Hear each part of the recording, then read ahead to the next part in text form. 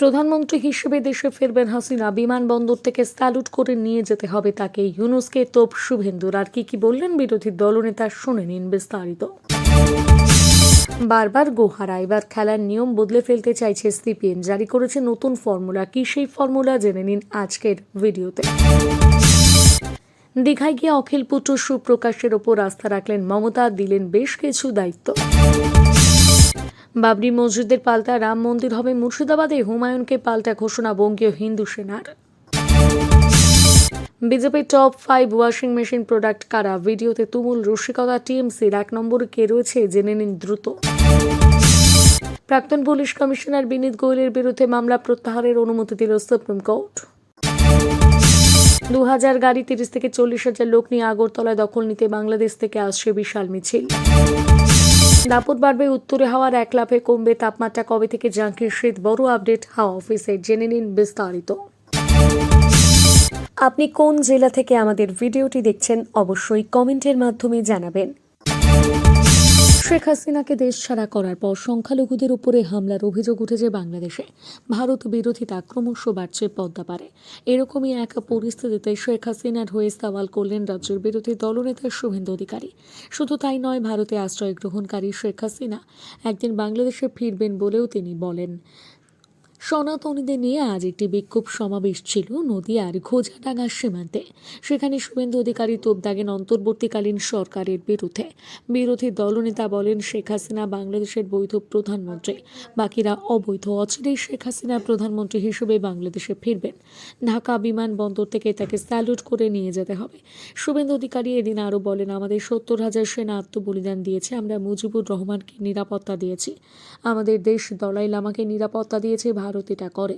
হাসিনা ওয়াজেদ বৈধ প্রধানমন্ত্রী, এরা অবৈধ।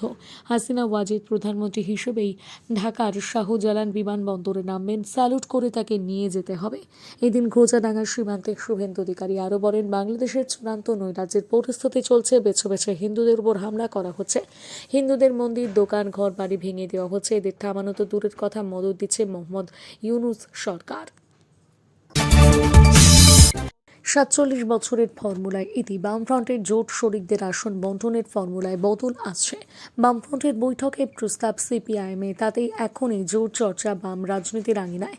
এদিকে এর আগে উপভোটের প্রাক্কালে সিপিআইএমের সঙ্গে জোট করেছিল বামফ্রন্ট।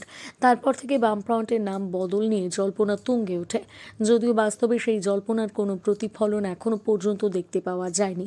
অন্যদিকে উপনির্বাচনে 6 আসনের মধ্যে সবকটিতে ভরাডুবি হয়েছে বামেদের। দাগ কাটতে পারেনি নকশালটা। ওয়াকিবহাল মহলের ধারণা, অতীত থেকে শিক্ষা নিয়ে 26-এর ভোটে আসন বন্টনের প্রস্তুতি শুরু করে দিয়েছে বামফ্রন্ট। আলোচনার পর স্থির হবে কে কোন আসনে লড়বেন।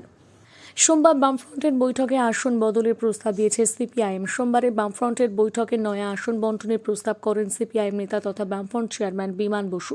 সূত্রের খবর, আপত্তি না করলেও এখন এই প্রস্তাবে চূড়ান্ত সায় দিতে নারাজ শরিকরা। তাই আরও আলোচনার পর স্থির হবে কে কোন আসনে লড়াই করবে। 1977 সাল থেকে 2024 পর্যন্ত একটি ফর্মুলা মেনে আসন বন্টন হতো। 1977 সালে এলাকার শক্তি অনুসারে আসন বন্টন হয়েছিল বামফ্রন্টের মধ্যে। তারপর থেকে সেই রীতি মেনেই চলছিল কাজ। যে জায়গায়, যে অঞ্চলে যে শরিক দলের শক্তি বেশি, তাদেরকেই প্রার্থী করা হতো। এদিকে দীর্ঘ 47 বছরে প্রতিটি এলাকারই আর্থ সামাজিক রাজনৈতিক প্রেক্ষাপট অনেক বদল হয়েছে। সাম্প্রতিককালে ভোটের মুখে দেখা দিয়েছে আসন সমঝোতা নিয়ে বামেদের শরিকি ঝামেলা। এমতো অবস্থায় নতুন সিদ্ধান্ত কতটা বাস্তবে রূপ নেবে সেই প্রশ্ন থেকেই যাচ্ছে। অবশ্যই আমাদের এই ভিডিওটি শেষ পর্যন্ত দেখুন। আছে আরও বড় বড় গুরুত্বপূর্ণ সংবাদ। 15 ডিসেম্বর কান্দি কোঅপারেটিভ ব্যাংকের নির্বাচন রয়েছে। সেই ভোট নিয়ে সোমবার পূর্ব মেদিনীপুর সংশ্লিষ্ট এলাকায় দলীয় বিধায়কদের বিধানসভায় নিজেদের ঘরে রেখেছিলেন মুখ্যমন্ত্রী মমতা বন্দ্যোপাধ্যায়। দলের তরফে সমবায় ভোট সামলানোর দায়িত্ব দেওয়া হয়েছে স্থানীয় বিধায়ক অখিল গিরিকে। মেঘ যে কাটছে ইঙ্গিতটা মিলেছিল তখনই মঙ্গলবার দীঘায় গিয়েও ফের অখিল গিরি ও তার পুত্র সুপ্রকাশ গিরির ওপর আস্থা রাখলেন মমতা বন্দ্যোপাধ্যায়। সুপ্রকাশ গিরি জানালেন, জগন্নাথ মন্দিরের বেশ কিছু দায়িত্ব তার উপর দিয়েছেন মুখ্যমন্ত্রী। এদিন কপ্টার থেকে নেমে হেলিপ্যাড ময়দানের এক পাশে দাঁড়িয়ে সুপ্রকাশের সঙ্গে বেশ কিছুক্ষণ কথা বলতে দেখা যায় মুখ্যমন্ত্রীকে। এদিন দুপুরে দীঘায় পৌঁছান মুখ্যমন্ত্রী। হেলিপ্যাডে নেমেই অখিলপুত্র সুপ্রকাশ গিরির সঙ্গে বেশ কিছুক্ষণ কথা বলেন মমতা। বিভিন্ন বিষয় নিয়ে আলোচনা করেন। সঙ্গে ছিলেন জেলা শাসক পূর্ণেন্দু মাঝি। মূল যে উদ্দেশ্যে মুখ্যমন্ত্রী দীঘা সফরে গিয়েছেন সেই জগন্নাথ মন্দির নিয়ে বেশ কিছু পরিকল্পনার কথা বলেছেন সুপ্রকাশকে। বেশ কিছু দায়িত্ব নিতে হবে বলেও জানিয়েছেন মুখ্যমন্ত্রী। দীঘা সফরে এলাকার বিধায়ক অখিল গিরি থাকবেন বলেও জানিয়েছেন সুপ্রকাশ গিরি বর্তমানে কাঁথি পৌরসভার চেয়ারম্যান তথা কাঁথি সাংগঠনিক জেলা তৃণমূলের যুব সভাপতি মমতা বন্দ্যোপাধ্যায়কে স্বাগত জানাতে তমলুক ও কাঁথি সাংগঠনিক জেলা তৃণমূলের দুই সভাপতি পীযূষ পণ্ডা ও অসিত ব্যানার্জি সহ কয়েকজন জেলা নেতা উপস্থিত ছিলেন। তারা একরকম গুরুত্ব পেলেন না বলেই মনে করছেন জেলার রাজনৈতিক মহল। কারণ এই দুই সাংগঠনিক জেলার সভাপতি পদে বদল নিয়ে জল্পনা চলছে। মূলত অধিকারী পরিবার তৃণমূল থেকে সরে যাওয়ার পর পূর্ব মেদিনীপুর জেলার রাজনীতি নিয়ে সবসময় সতর্ক তৃণমূলের রাজ্য নেতৃত্ব। পরপর বেশ কিছু গোষ্ঠী কোন্দল প্রকাশ্যে এসেছে, এমনকি মারামারি পর্যন্ত সামলাতে হয়েছে। মুর্শিদাবাদে বাবরি মসজিদ তৈরির ঘোষণা হুমায়ুনের, পাল্টা মুর্শিদাবাদে রাম মন্দির তৈরির ঘোষণা হিন্দুত্ববাদী সংগঠনের। 6 ডিসেম্বর বাবরি মসজিদ ধ্বংসের দিন নতুন মসজিদের ভিত্তিপ্রস্তর স্থাপন করতে চায় হুমায়ুন। পাল্টা মুর্শিদাবাদে রাম মন্দির তৈরির ঘোষণা বঙ্গীয় হিন্দু সেনার সভাপতি অম্বিকানন্দ মহারাজ জানিয়েছেন। হুমায়ুন কবির, যিনি নিজের দলের সম্মান পান না, ধমক খান, তার কথার উত্তর দেওয়া অপ্রাসঙ্গিক। মুর্শিদাবাদ জেলায় আমরা রাম মন্দিরের অনুকরণে মন্দির তৈরি করতে চাইছি। ভরতপুর, রেজিনগর, সাগরদিঘিতে রাম মন্দির তৈরির জন্য জমির প্রস্তাব পেয়েছি। অযোধ্যার মতো মুর্শিদাবাদে রাম মন্দির বানাবো। জানুয়ারি থেকে কাজ শুরু করা হবে। সব রাজনৈতিক নেতাদের আহ্বান জানাচ্ছি। কর সেবার মাধ্যমে শুরু করব এই কাজ। এই বিষয়ে সংবাদ মাধ্যমকে আরও বলেছেন, আমার সোশ্যাল মিডিয়া একটি পোস্ট করার পরই বিপুল সাড়া পাই। প্রথমে ভেবেছিলাম রাম মন্দির করব, এখন হয়তো অনেকগুলো করতে হবে। পশ্চিমবঙ্গে বাবরি তৈরি করতে চান তৃণমূল বিধায়ক হুমায়ুন কবির, এমনটাই জানিয়েছিলেন ভরতপুরের তৃণমূল বিধায়ক। 1992 সালে 6 ডিসেম্বর অযোধ্যায় বাবরি মসজিদ ধ্বংস হয়েছিল। সামনের বছর সেই দিনে মুর্শিদাবাদে বাবরি মসজিদে ভিত্তিপ্রস্তর স্থাপন করতে চান এই জেলার তৃণমূল বিধায়ক হুমায়ুন। তিনি এও বলেন, দলকে জানানোর প্রয়োজন কি? আমাদের দলে সব চলে না। এটা একজন সংখ্যালঘু মানুষ হিসেবে করতে চাই। এর সঙ্গে রাজনীতির কোনো সম্পর্ক নেই। তবে অবশ্যই মুখ্যমন্ত্রীকে আমন্ত্রণ জানানো হবে ভিত্তিপ্রস্তর স্থাপন করার সময়। এদিনও নিজের এই বক্তব্যে অনড় থাকেন হুমায়ুন। আর মাত্র হাতে গোনা কয়েকটা দিন, তারপর বিদায় নেবে 2024 সাল, এসে যাবে 2025। লড়াইয়ে প্রস্তুতির জন্য বাংলার রাজনৈতিক দলগুলোর কাছে অত্যন্ত গুরুত্বপূর্ণ বছর। এদিকে 2024 সালে বিজেপি কে পেল, কতটা হারালো, তার খতিয়ান প্রকাশ করেছে সর্বভারতীয় তৃণমূল। কার্যত বিজেপিকে খোঁচা দিয়ে তৈরি হয়েছে খতিয়ান। সেখানে নানা গান ও মিউজিককে ব্যবহার করে বেশ আকর্ষণীয় করে তোলা হয়েছে। সেখানে একদিকে যেমন বাংলার কেন্দ্রীয় বঞ্চনার কথা তুলে ধরা হয়েছে, তেমনি বঙ্গ বিজেপি নেতা শুভেন্দু অধিকারীকে তীব্র খোঁচা দেওয়া হয়েছে। প্রথমে উল্লেখ করা হয়েছে ফের বিজেপির প্রতিহিংসামূলক রাজনীতি। বলা হয়েছে, এখানে আশ্চর্যের কিছু নেই যে বিজেপি বাংলা বিরোধী। বিজেপির ওয়াশিং মেশিন অনেকেই পরিষ্কার করেছে, কিন্তু এই নেতারা ভালো পারফর্ম করেছেন। এরপর লেখা হয়েছে টপ ওয়াশিং মেশিন প্রোডাক্ট, আর তার একেবারে প্রথমে রয়েছে শুভেন্দু অধিকারীর নাম। কার্যত টপ 5-এ নাম প্রকাশ করেছে তৃণমূল। সেখানে 1 নম্বরে শুভেন্দু, 2 নম্বরে অজিত পাওয়ার, 3 নম্বরে ব্রিজভূষণ, 4 নম্বরে হিমন্ত বিশ্ব শর্মা, 5 নম্বরে BS ইয়েদুরিয়াপ্পা।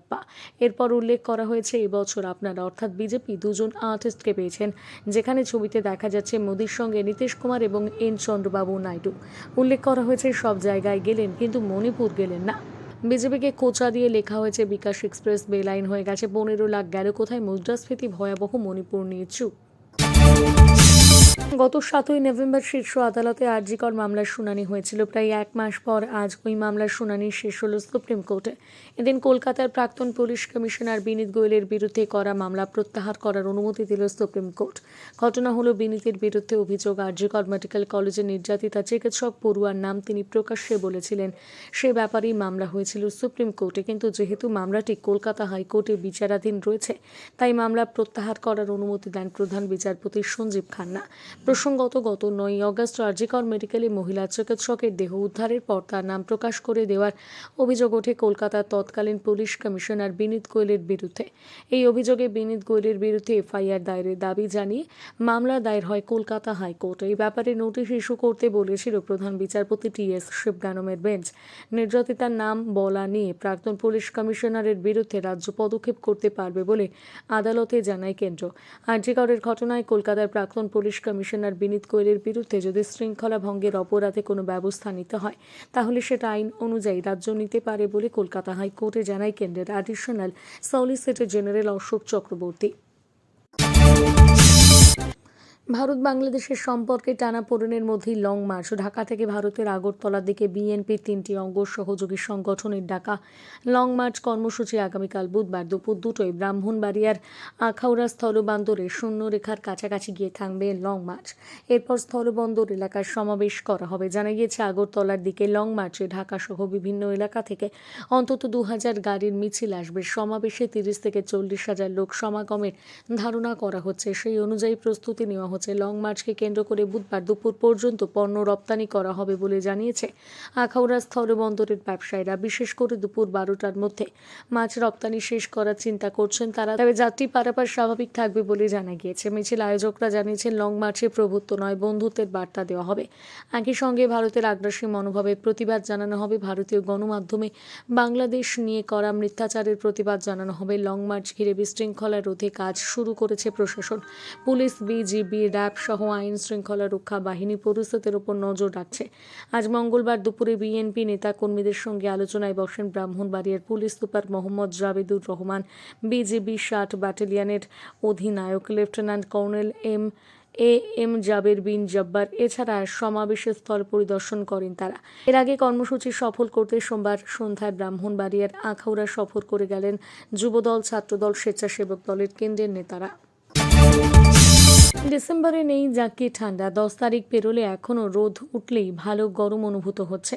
আর কবে পড়বে শীত, সেই প্রশ্ন ঘুরপাক খাচ্ছে বঙ্গবাসীর মনে। সম্প্রতি নিম্নচাপের জেরে রাজ্যের শীতের প্রবেশে বাধা পেয়েছে।